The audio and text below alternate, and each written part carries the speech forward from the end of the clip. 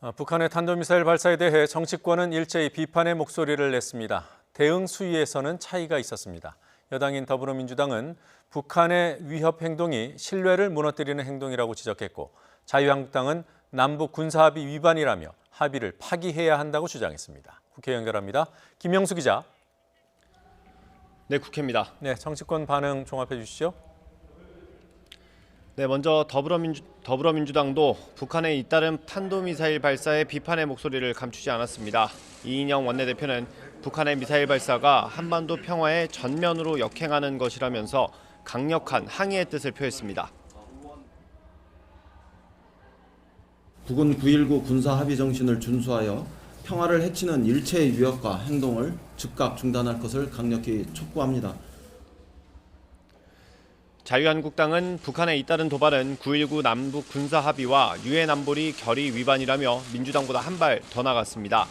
나경원 원내대표는 특히 9.19 합의 이후 북한이 미사일 도발을 3차례 하면서 삼진 아웃됐다며 합의 파기를 촉구했습니다.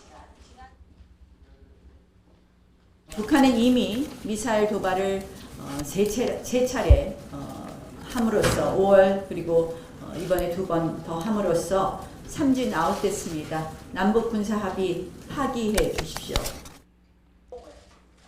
이런 가운데 한국당은 안보 태세를 유지해야 한다면서 청와대 핵심 참모들이 참석할 예정이던 국회 운영위원회 전체 회의를 연기하자고 제안했고, 민주당은 이를 수용했습니다. 네, 북한 잠수함 얘기도 좀 해보죠. 미사일 발사에 앞서서 공개했던 북한 잠수함 재원이 파악됐습니까? 네, 그렇습니다. 국방부가 국회 정보위원장인 바른미래당 이해운 의원에게 보고한 내용입니다. 먼저 국방부는 북한의 신형 잠수함에 SLBM 3개 정도를 탑재할 수 있는 것으로 분석됐다고 보고했습니다. 또 북한이 지난 2016년 8월 고각 발사로 SLBM이 500km를 날아간 이후 3,000톤급 신형 잠수함을 건조하고 있다고 공언해왔고, 이번에 3,000톤급이라고 명시하진 않았지만 그에 준한다는 분위기를 풍기고 있다고 설명했습니다.